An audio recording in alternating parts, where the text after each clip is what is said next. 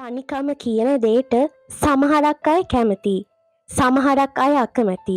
සමහර මිනිස්සු තනිකම තුලින් නිදහස හොයනකොට සමහරක් අය තනිකම නිසා හිතින් නඩා වැටෙනවා. ඒ අය අනේ මං තනි වෙලා මට කවුරුත් නෑ කියලා පසුතැවෙනවා. ගොඩක් රිදීම් වලට මුහුණ දුන්න මිනිස්සු තමා ගොඩක්ම තනිකම හොයන්නේ. එයාලා තනි වෙන්නම කැමති තමන්ගේ හිත් සුවපත් කරගන්න වගේම තමන්ගේ වේදනාවන් අනිත් අයගෙන් හංගන්න. තවත් අතකට තනිකම කියන්නෙම කවියන්ට නම් කවි සිතුවිලි පහළ වෙන තෝතැන්නක්. මේ ලෝකෙ ඉන්න හැම කෙනෙකුටම තනිකම දැනෙනවා. ඒත් ඒ තනිකම දරාගන්න පුළුවන් හිත හයිය අය බොහෝම අඩුවෙන් තමයි ඉන්නේ. තනිකම නිසා ජීවිතය හානි කරගන්න අයත් මේ ලෝකෙ ඉන්නවා. ඔයාටත් තනිකමක් දැනෙන්න පුළුවන්.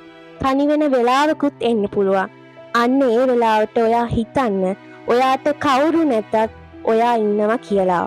අනිවාර්යෙන්ම මතක තියාගන්න තනිකමට මුහුණ දෙන මිනිස්සුම තමා තමන්ගේ මහන්සියෙන් තමන්ගේ ධෛර්යයෙන් නැගී සිටින්නේ.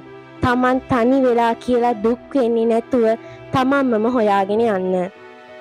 තනිකම ගැන දනුව දකින්නේ මෙන්න මේ විදිහට.